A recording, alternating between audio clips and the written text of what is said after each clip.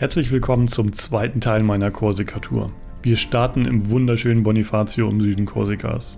Bonifacio thront auf bis zu 80 Meter hohen weißstrahlenden Kalksteinfelsen. So kann man problemlos zur nur 12 Kilometer entfernten Insel Sardinien hinüberschauen.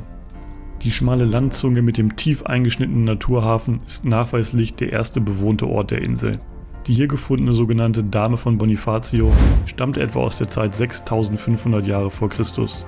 Die nahezu autofreie Stadt ist wie ein riesiges Freilichtmuseum und das schauen wir uns jetzt im Detail an.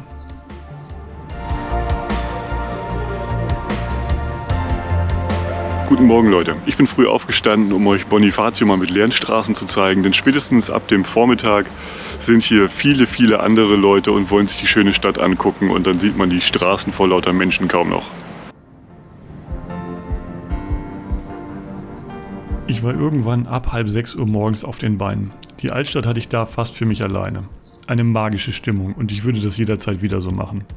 Dieser kleine Schnelldurchlauf durch einige Gassen vermittelt euch hoffentlich schon einen ersten Eindruck von der Größe der Stadt und dem historischen Gebäudebestand.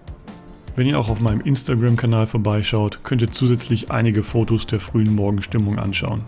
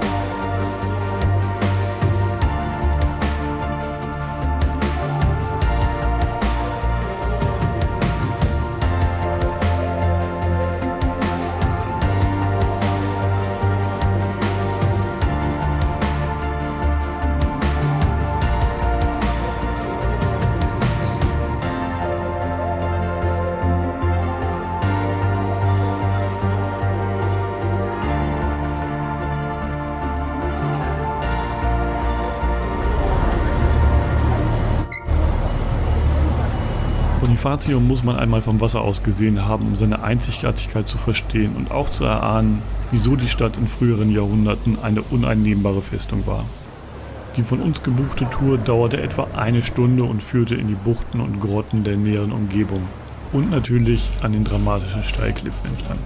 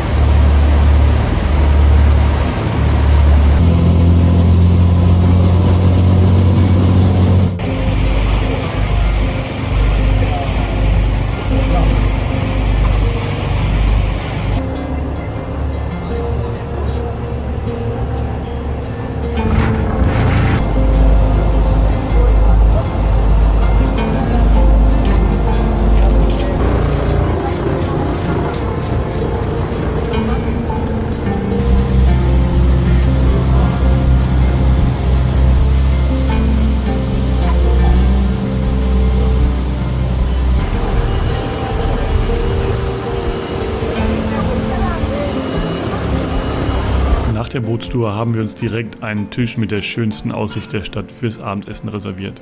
Ein weiterer Vorteil, wenn man schon morgens in der Stadt ist und noch freie Auswahl hat. Fast 190 Stufen geht es dann auf der Treppe des Königs von Aragon hinab. 1420 sollen seine Truppen einer Legende nach diesen Weg in nur einer Nacht in den Kalkstein getrieben haben, um die Stadt einzunehmen. Also hier unten wird dann auf jeden Fall schnell klar, wieso die einem hier Helme geben, wenn man hier runtergeht. Allzu groß durfte man hier nicht sein. Wahrscheinlicher als die ursprüngliche Legende ist jedoch die These, dass die Treppe über einen längeren Zeitraum von Franziskanermönchen gebaut wurde, um einen Zugang zum Süßwasserbrunnen Saint-Barthélemy am Fuß der Klippen zu schaffen. Wenn ihr euch das Kombi-Ticket an der Bastion de l'Étendard kauft, kommt ihr übrigens vergünstigt in beide Sehenswürdigkeiten. Die Bastion stammt in ihrer heutigen Form aus dem 16. Jahrhundert. bietet an mehreren Stellen einen tollen Ausblick und in ihrem Inneren verschiedene aktuelle und historische Ausstellungen.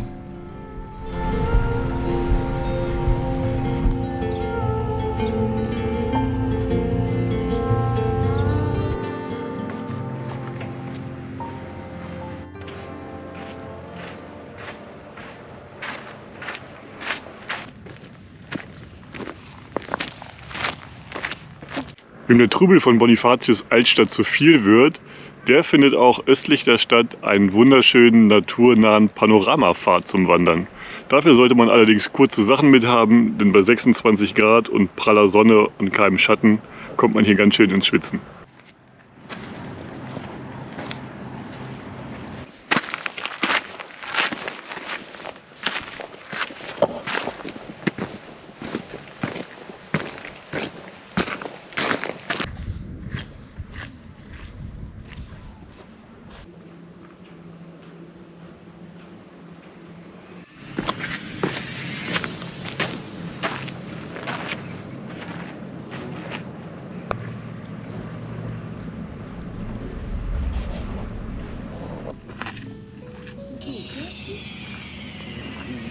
Zum krönenden Abschluss dieses tollen Besuchs in Bonifacio gibt es dann noch Pizza und Wein mit Aussicht.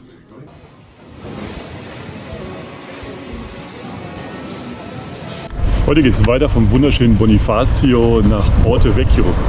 130 Kilometer sagt das Navi. Mal schauen, was uns heute so erwartet.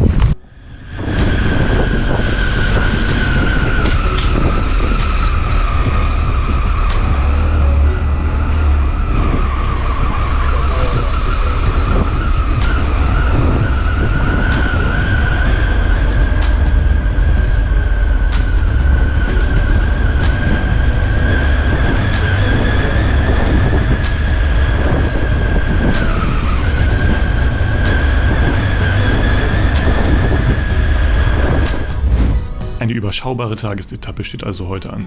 Gleich zu Anfang wollte ich noch einmal eine hoffentlich einsame Bucht anfahren. Und dann geht es später noch vorbei an einem Stausee. Mal schauen, was uns dort erwartet.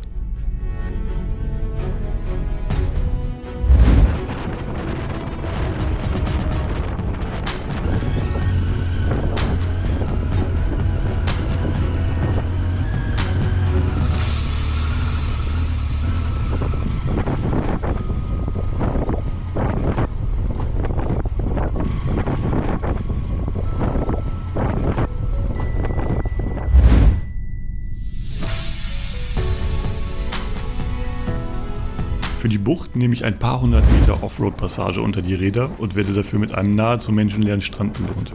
Ich hatte fast nicht mehr daran geglaubt, dass Europa noch solche ruhigen Plätze am Mittelmeer zu bieten hat.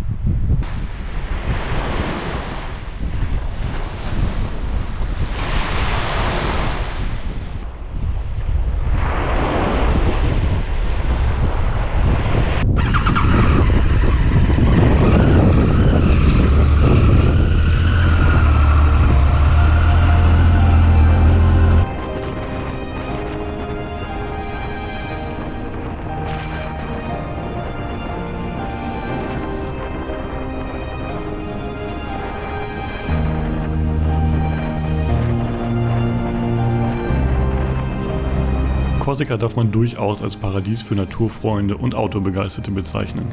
Die Landschaft ist sehr abwechslungsreich, Natur, Land und Leute sind im besten Sinne oft noch ursprünglich. Die zerklüfteten Bergwelten und tief eingeschnittenen Flusstäler dominieren die Landschaft im Landesinneren. Entweder betören spektakuläre Aussichten in Bergtäler oder auf das kristallklare Mittelmeer, oder man befindet sich in einem der tiefen und intakten Wälder.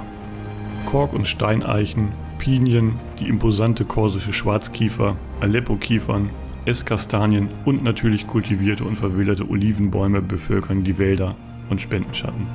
Die Esskastanie spielt auf Korsika auch heute noch eine vielfältige Rolle. Das aus den Kastanien gewonnene Mehl wird traditionell viel zum Backen verwendet. Es wird aber auch als Ersatz für Gerstenmalz bei der Bierproduktion im lokalen Pietra-Bier verwendet. Die Genuesen hatten großen Anteil an der Verbreitung der Esskastanie. Unter ihrer Herrschaft waren Landbesitzer verpflichtet, jedes Jahr Bäume wie die Esskastanie anzupflanzen. Ein Drittel der Insel ist als Naturpark geschützt. Mit dem Calanche di Piana und dem Scandola-Reservat beherbergt die Insel gleich 2 UNESCO-Weltnaturerbestätten. und ist auch bekannt für einen der anspruchsvollsten und spektakulärsten Weitwanderwege in Europa. Etwa die Hälfte der Insel ist von Buschwerk bedeckt. Diese Vegetationsform nennt man Maquia. Sie besteht aus mehreren Pflanzen, von denen viele im Frühjahr blühen und deren Duft eine regelrechte mediterrane Melange ergibt. Napoleon soll behauptet haben, seine Heimat an ihrem Geruch zu erkennen. Pflanzen der Maquia sind beispielsweise Myrte, Ginster, Rosmarin, wilder Thymian, die Strohblume, die auch die Unsterbliche genannt wird, und verschiedene Heidegewächse.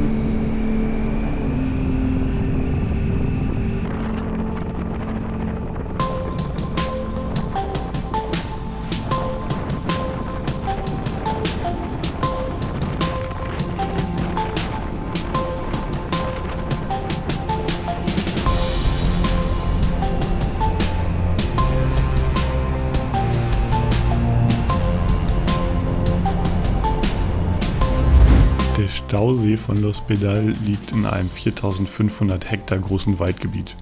Seit 1979 wird er mit Hilfe eines 25 Meter hohen Dammes aufgestaut und versorgt große Teile des südlichen Korsikas, wie auch Porto Vecchio, mit Trinkwasser. Um die Wasserqualität nicht zu gefährden, ist Schwimmen hier verboten. Gut, dass die Kühe hier nicht lesen können, wobei sie technisch gesehen ja auch im Wasser stehen und nicht schwimmen.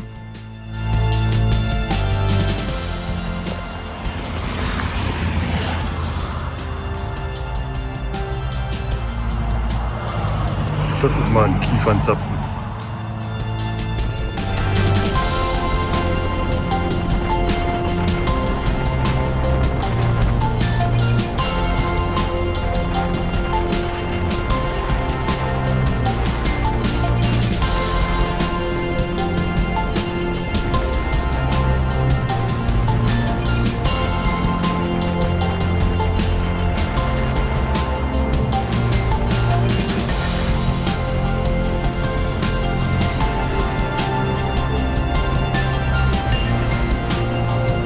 Bald schon kann ich Porto Vecchio schon sehen und wenig später komme ich in der kleinen Stadt an.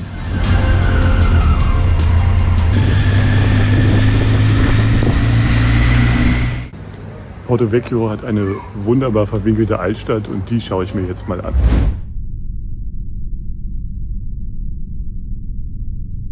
Porto Vecchios Altstadt liegt erhoben im Zentrum der Stadt. Man kann die Stadt gut in 1 bis 2 Stunden erkunden. Perfekt, um sich am Nachmittag die Beine zu vertreten.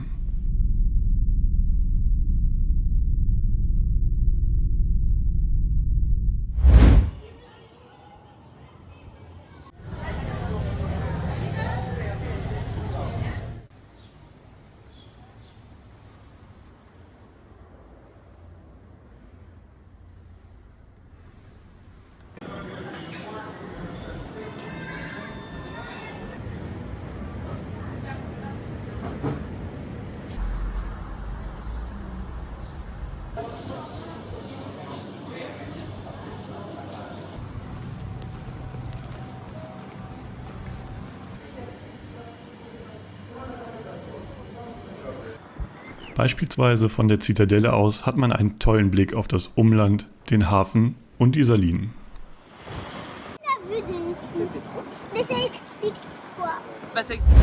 Am nächsten Tag geht es auch schon direkt weiter ins Landesinnere. Bis in die ehemalige Hauptstadt Corte sind es nicht ganz 220 Kilometer.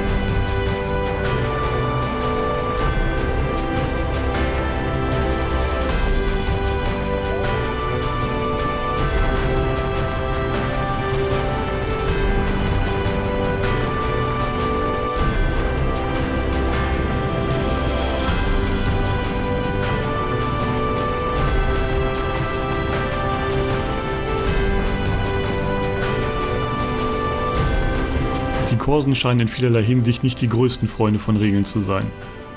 Das ist besonders im Straßenverkehr gut zu wissen, denn entweder winken sie einen direkt vorbei, wenn sich die Gelegenheit bietet, oder sie sind einfach so zügig und souverän unterwegs, dass man sie lieber vor als hinter sich hat. Man erkennt die korsischen Autos an der korsischen Flagge rechts auf dem Kennzeichen und der Kennung 2a oder 2b. Auf der Insel der 10.000 Kurven fahren sie schon seit ihrer Führerscheinprüfung umher. Wenn Sie es eilig haben, haben Sie nicht immer viel Verständnis für die Touristen, die auch mal das Panorama genießen möchten.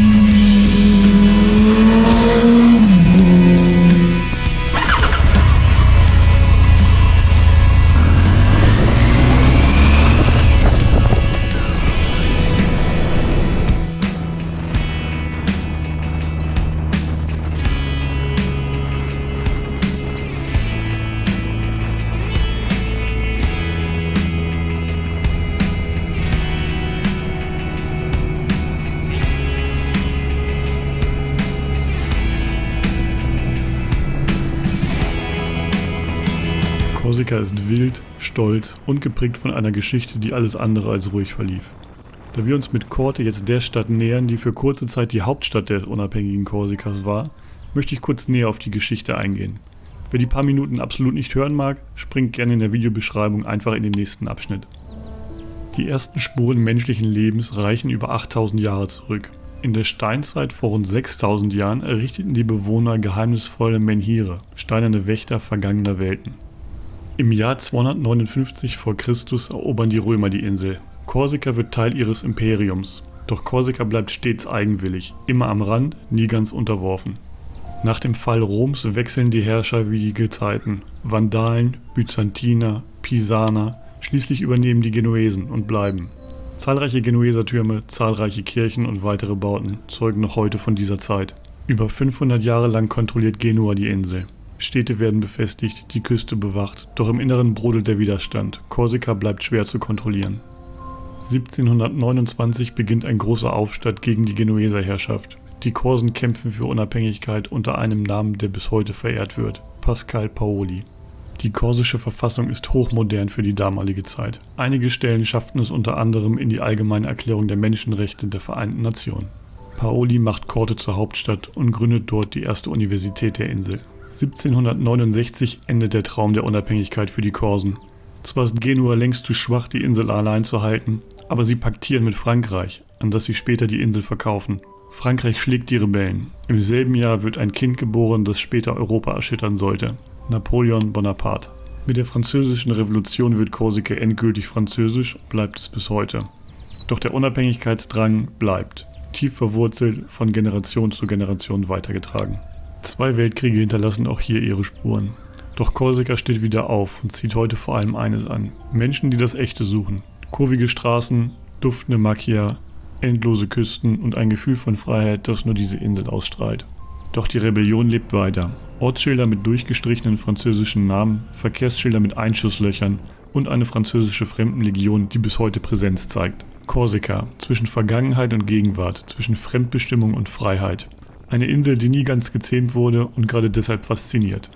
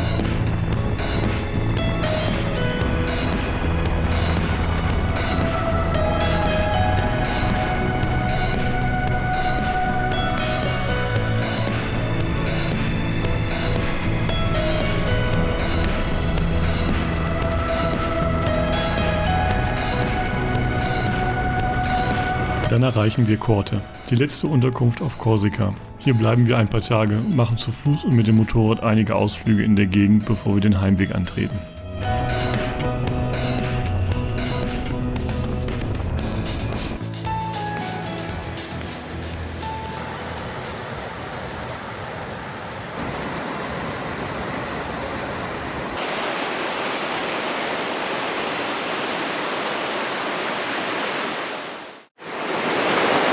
Inzwischen bin ich in der Inselmitte in Korte angekommen, meiner letzten Unterkunft hier auf der Insel. Und heute bin ich hier unterwegs auf einer Wanderung im Restonica-Tal, in der Restonica-Schlucht. Mir einen einfacheren Wanderweg rausgesucht, denn ich habe nur so halbhohe Trekking-Schuhe mit und damit wollte ich mich nicht in das durchaus alpine Gelände bewegen, das es hier durchaus gibt. Denn auf Korsika verläuft auch der GR20, was einer der schwersten oder sogar der schwerste Fernwanderweg in Europa sein soll. Es gibt viele Wanderungen im und um das Restonica-Tal. Wir können unsere direkt aus der Stadt heraus starten. Die Rundtour habe ich auf Komoot gefunden und sie ist 15 Kilometer lang, also entspannt an einem Tag zu machen.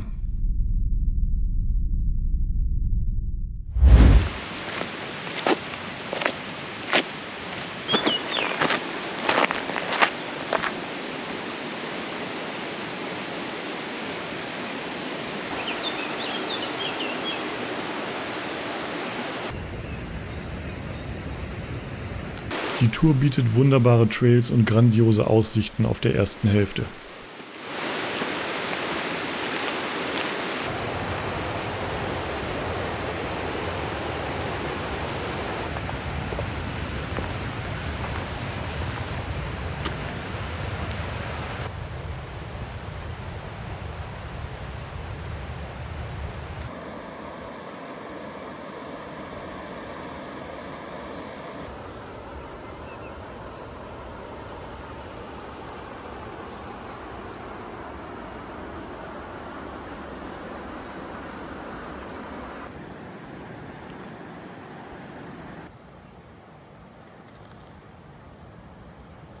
Auf dem Rückweg, also der zweiten Hälfte der Tour, versucht Komoot einen immer wieder direkt auf der Straße entlang zu schicken.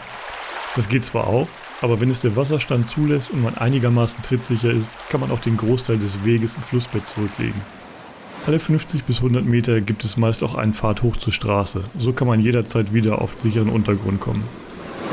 Am Fluss gibt es immer wieder Auswaschung und natürliche Pools, in denen man sich abkühlen kann. Viele Einheimische und auch wir machen hier von Regen Gebrauch.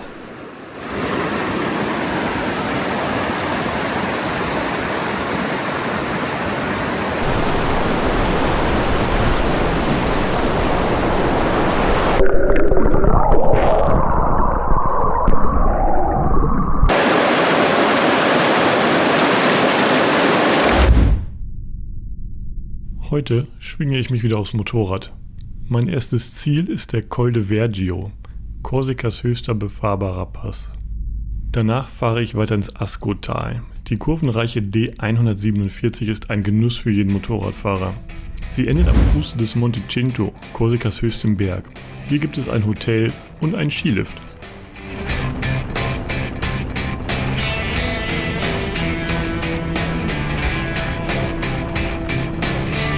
Recht früh geht es los in Korte. Die Schatten sind noch lang und die Luft angenehm kühl. Gut, dass es heute auf einigen Höhenmetern und oft durch Wälder geht, denn es sollen bis zu 28 Grad werden.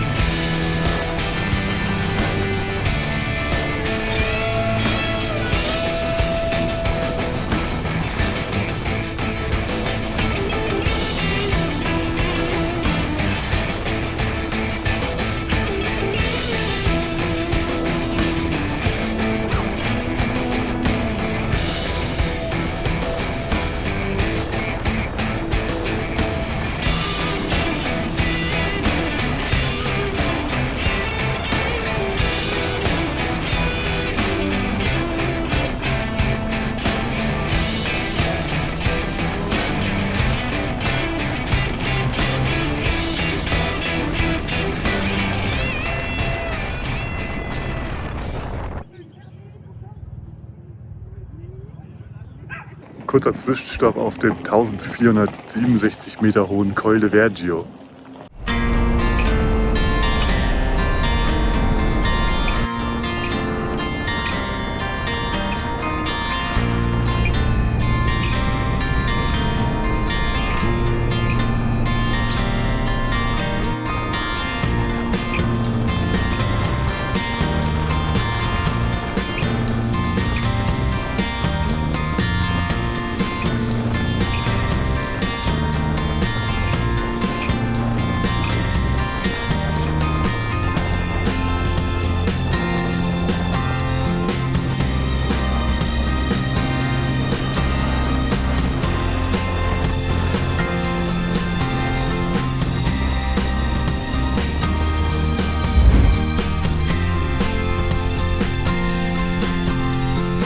Die rund 30 Kilometer lange Straße durch das Ascotal zählt zu den spektakulärsten Straßen, die man auf Korsika fahren kann.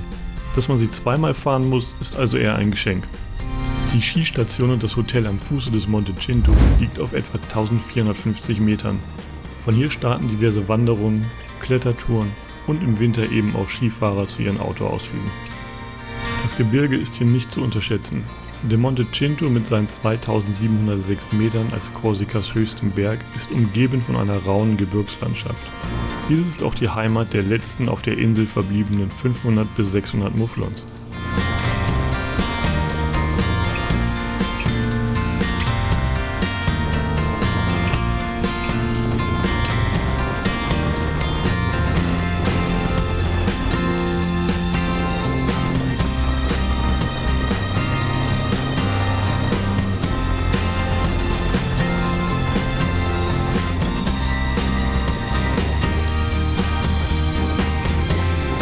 zeitigen Frühjahr, wenn der Fluss noch mehr Wasser führt, ist das Tal auch ein beliebtes Ziel für ambitionierte Kajakfahrer, die sich im Wildwasser versuchen möchten.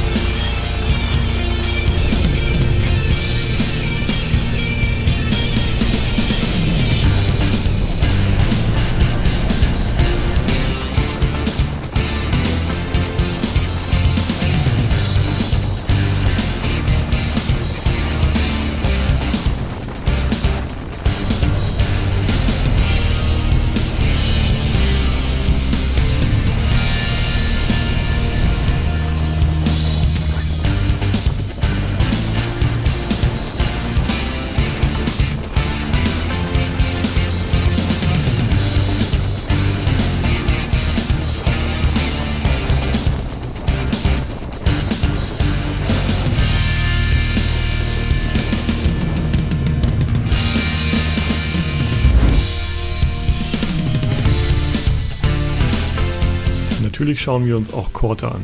In der Stadt der korsischen Unabhängigkeit scheint die Geschichte wieder lebendig zu werden. Hier oben, abseits der Badeorte, kommt man dem ursprünglichen Korsika vermutlich am nächsten.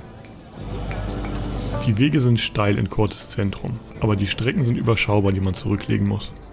Im Haus von Gian Pietro Gafori, einem bedeutenden korsischen Freiheitskämpfer, kann man auch heute noch die Einschusslöcher der Genuesen sehen, die 1750 versuchten, Korte zurückzuerobern.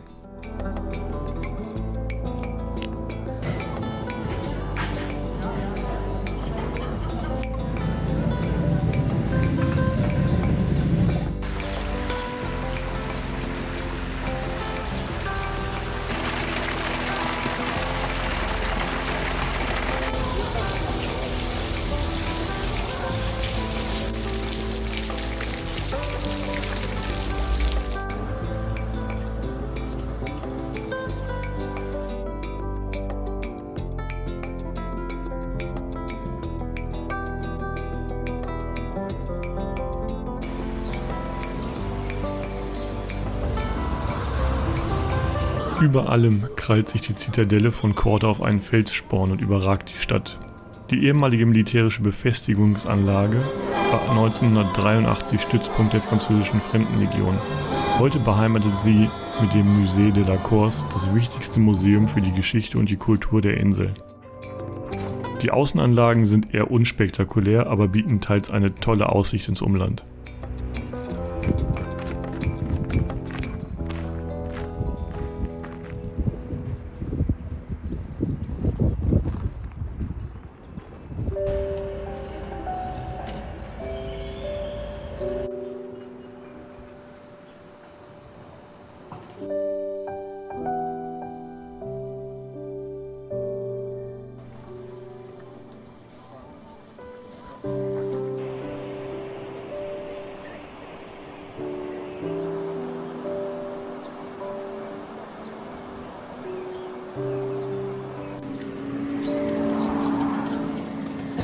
Langsam, aber sicher zieht dann unsere letzte Nacht auf Korsika auf.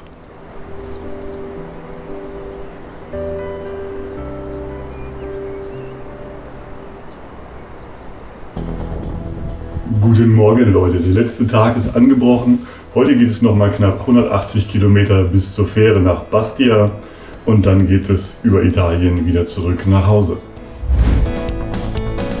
Am letzten Tag sind keine festen Stopps mehr eingeplant. Ich möchte einfach nochmal die Bergwelt in mich aufsaugen und Erinnerungen an die sonnigen Kurvenkilometer schaffen, die ich mit ins kalte Norddeutschland nehmen kann.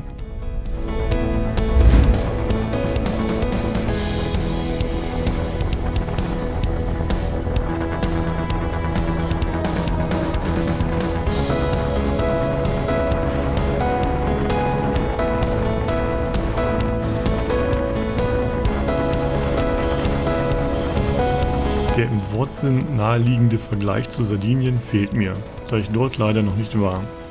Das ist aber vielleicht auch gar nicht schlecht, denn so praktisch Vergleiche sind, so wenig werden sie den einzelnen Reisezielen gerecht. Hier also mein persönliches Fazit zu Korsika. 12 Tage waren wir auf der Insel, davon 7 Tage mit dem Motorrad unterwegs und an 5 Tagen standen Städte, Kultur und Natur auf dem Programm. Wir haben viel, aber lange noch nicht alles von der Insel gesehen.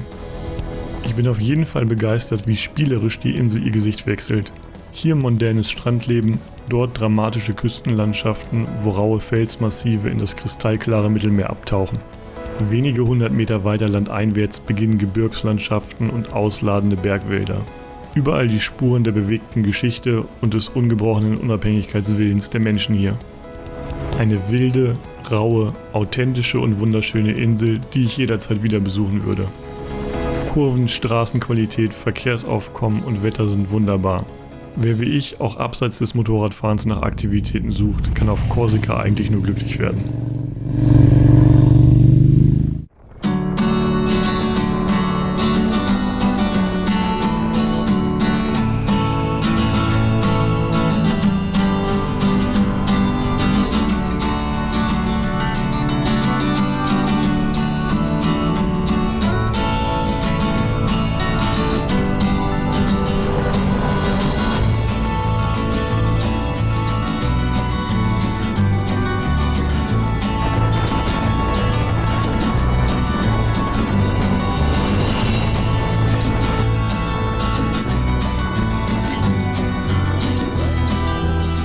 Noch ein kurzer Mittagssnack und wenig später kommen wir schon in Bastia an, wo wir das erlebte Revue passieren lassen und auf unsere Fähre warten.